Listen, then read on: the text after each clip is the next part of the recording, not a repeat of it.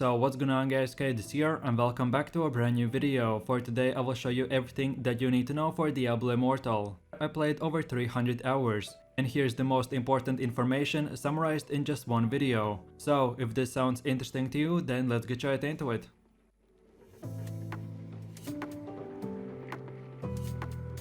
So Diablo Immortal takes place between the events of Diablo 2 and Diablo 3, so you will find many similarities in the gameplay from both of these games. Many of the Diablo Immortal activities are designed to be small in size, so that means 4 player groups, and no matter if you're playing on PC or mobile, a single dungeon should usually take only about 10 to 15 minutes. The game is designed for touchscreen devices, with virtual controls that overlay the display. So for PC players, be aware that the gameplay and combat will be very similar to a mobile game. Then as for using skills, they feature auto-aim, generally towards the nearest enemy, but as well the player can manually aim each kill. Some abilities will also charge, while their skill button is held, which will increase its damage and AoE range. Unlike previous games in Diablo series, mana and other class-specific resources have been removed, in favor of a cooldown-based system. Performing attacks will also fill the character's ultimate meter, which when filled allows you to use one of your most powerful attacks.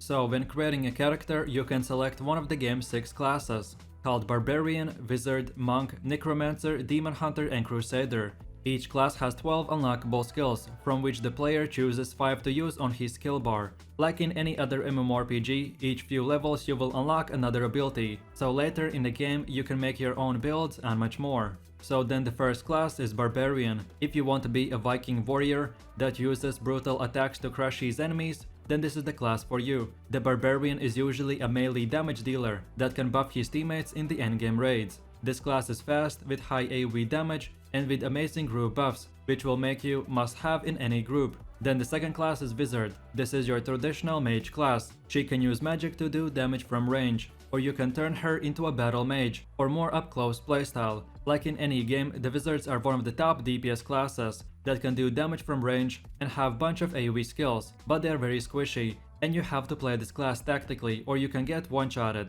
Then the next one is Monk. He is a master of martial arts. He's a fast-paced fighter class that in PvE can deal quick hits and does pretty nice DPS. With the power of gods in his fist, the monk performs attacks together to destroy his enemies, resulting in a fast and agile melee fighting style. Overall, this is a very super cool class, but not very popular, and many players are sleeping on this one. This is the hardest class to play, but like in any game, in good player hands, the monk will be unstoppable. Then the next class is Necromancer, and for some reason, this is one of the most popular classes, at least in the beta. The Necromancer is a master of manipulating life and death, with strong AoE and crowd control abilities, as well as summons. He can do a bunch of damage, but usually players play this class as a support. The Necromancer can summon a lot of minions that basically do all the damage for you, so if you play on a phone or if you're looking for more chill gameplay, with just having to use few skills and summoning bunch of minions, then this is the class for you. In my opinion, Diablo Immortal is very balanced, so of course this goes without saying, but Necromancer is very good at what he does. Then for the 5th class we have the Demon Hunter, and he can do insane amount of damage to groups of enemies while moving around the battlefield at a safe distance, making him amazing for leveling, farming and endgame dungeons. The Demon Hunter is the best class for single target damage, which makes you very useful in group content. However, this is the slowest class in the game, so if you enjoy walking and shooting and you want to be the top 1 damage dealer in your group, then this is the class for you. But if you prefer a bit more mobility, then the Wizard with the skills like teleport is maybe a better option. And then for the last and final class we have the Crusader, which is the fastest class in the game because of a single skill that gives you an ability to ride a horse, that gives you incredible movement speed and super fun playstyle. Crusaders are usually the tankiest players that enjoy being the first player in the group to pull all the enemies together and then do a bunch of damage. So if you don't mind not doing the highest damage but being a tank/support, then this is the class for you. So after you defeat enemies, you can open treasure chests and pick up dropped items from the ground. At the start you will encounter white, blue, yellow and orange items. As you can tell, white items are the worst quality and orange aka the legendary items are the best. So as you level, you want to go from white to blue to yellow and then lastly to full legendary. The way you build up attributes and stats for your class is by equipping gear with the specific attributes that you want to get. In general, there are 5 primary attributes in the game, All of them provide one offensive and defensive rating for each point you have, so any attribute that you get will make you stronger. But these attributes are not equally calculated for each class, so Barbarian will get more damage out of Strength, while the Wizard will get more out of Intelligence and much more. Players can also obtain items which are part of a set, and they are usually dropped from a specific location. If you get a matching set of 3 or 6 of these gear pieces, then these items will give you additional bonuses such as healing and movement speed.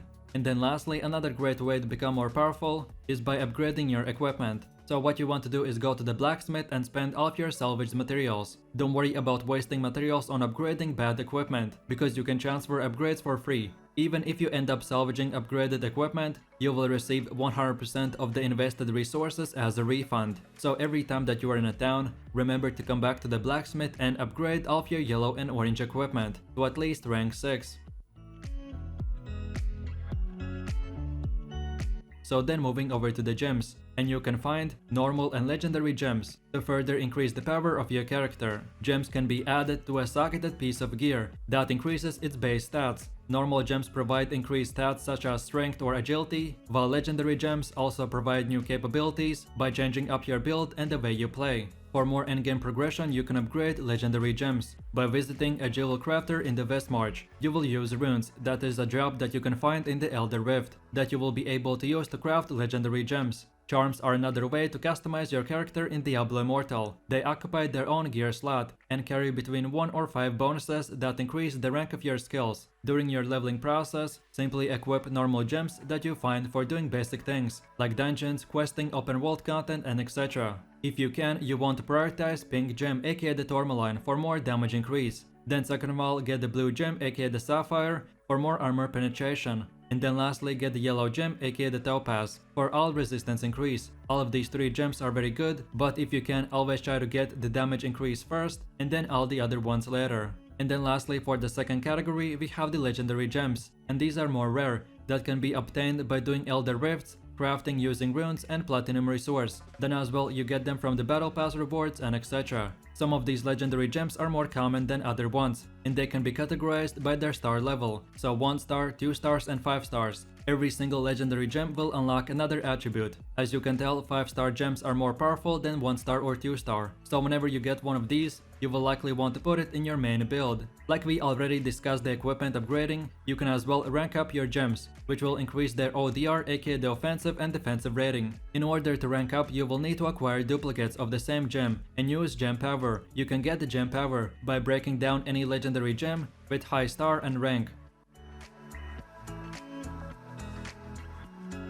So Diablo Immortal, like almost any MMORPG, has a battle pass, where players can receive a bunch of rewards to improve their gaming experience. The standard battle pass is free to all players, while the empowered battle pass and shop require for you to spend real life money to obtain their rewards. The battle pass is an amazing source of materials and resources that can boost the power of your character in many different ways. Along with this, each rank will reward you with a huge amount of experience. This is very useful as you level up your character. The free version of the battle pass is available once you reach level 10. An empowered version of this will also be available to purchase with real life money. By purchasing the empowered battle pass, you will unlock another row of rewards that are available after each rank, and they will give you the double of the bonuses of a standard battle pass. Overall, there is no need to spend your real life money on a game, but if you ever decide to do so, then this is the best place, where your $5 for the empowered battle pass will be definitely worth it. At rank 10, every class is presented with 6 legendary items that you can choose. So for Barbarian, the best item is the Remembered,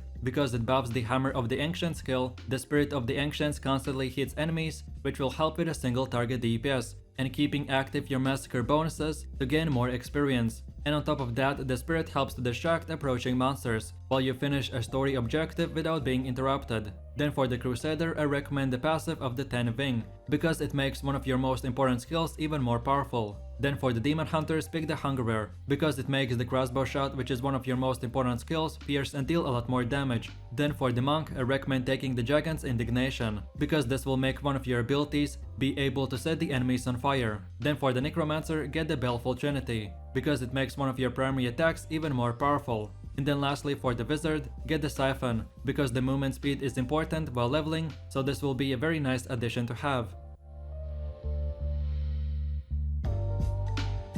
So then let's move over to the leveling guide. And in Diablo Immortal, leveling up is a journey that you can approach with your own playstyle. The primary way that you level is by going through the main storyline and completing each and every zone's quest. Once you reach a new area, you may encounter a message that says you must reach X level before continuing. So then there are two ways that you can level. The best way to level up, not counting the main quest and storyline, is to advance your battle pass. Two ways that you can do that is by running dungeons efficiently without stopping and only salvaging items when your bag is at full. Or then the second best way is if you don't feel like spending your entire time in a dungeon, then you can complete every task and hidden layer that you see while doing main quests. And these hidden layers are random caves that you can enter and complete for easy gems, extra rewards and experience. So then let's go over a few tips and tricks that you need to keep in mind while leveling. Early on in the battle pass, you can choose one legendary for your class. I recommend taking each item that I mentioned in the previous part of the video. Then remember to find better equipment for your character. Your bag flashes when you pick up better items, so keep an eye for that while leveling. Then as well keep upgrading your equipment at the blacksmith.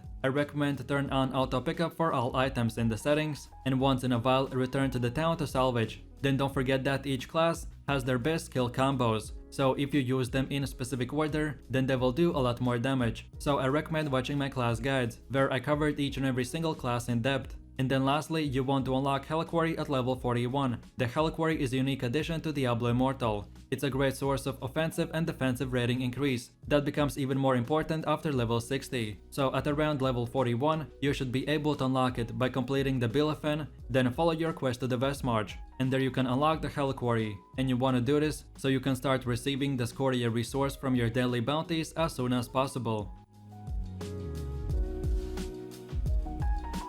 So in Diablo Immortal, you can play alone or with any other adventurer that you will see as you explore the world. Each zone can host dozens of other players with whom you can join forces to fight the larger scale zone events and special quests that require multiple participants. If you encounter anyone that you want to adventure with, then you have options to create a party for up to 4 players to continue the fun, or to form a clan to unlock even more social activities. One of the most fun PvE activities is the bestiary system that adds to the lore of Diablo Immortal and rewards you with loot. So basically, after you complete the early part of the main storyline, while leveling your character, you will find missing pages that describe the different monsters you fight, and all of them are separated into 3 categories called unique, rare and common. When you find one of these pages, you will receive free gold, items and battle points. Then the next activity that you can do are bounties, and these are some of the most rewarding activities in Diablo Immortal. Similar to Diablo 3, they are very short quests that you can complete in open world areas or dungeons, and all daily missions can be done in about 30 to 45 minutes. So this is a nice activity that you can do every day. But if for some reason you can't log in every day,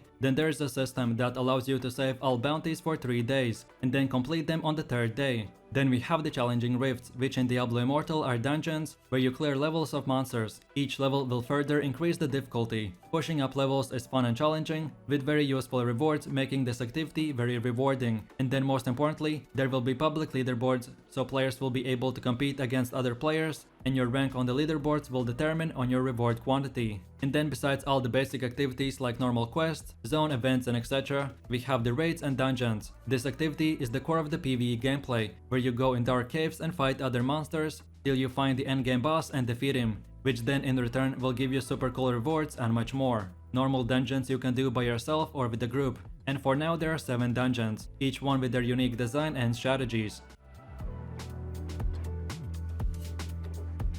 So Diablo Immortal has 3 different factions: Adventurers, Shadows and Immortals. The Adventurer faction doesn't need to be chosen, because it is what you start with by default. Being a part of any faction does not lock you out from any group content. There are no exclusive activities, so anyone can do everything regardless of a faction. Generally, you want to join one of the other 2 factions, which are the Shadows or Immortals, and you want to do this as soon as possible to get the access to their specific endgame activities and rewards. And as an adventurer, you will be only rewarded with bonus gold for completing certain amounts of bounties weekly, which is not very useful for progressing your character. So the Immortal faction represents the most powerful players in Diablo Immortal. There is one ruler of all of them, which is known as the Immortal. There are limited numbers of slots available, and you can only join by being a part of one of the 3 Immortal clans. If you can't get invited, then you and your clan need to join the Shadows to fight the Immortals for their position of the power. So in a quick summary, there are 3 factions. Everyone starts as an adventurer, And if you join top tier clans and play with other players, then you can participate in specific events where you can fight with other players to become the immortal faction. So again, everyone starts at the adventurer, then the best top 3 clans become immortals, aka the kings of the server, while the rest of the clans become shadows, and then shadows and immortals fight constantly to overthrow each other and become the new king, aka the immortal, and that's about it.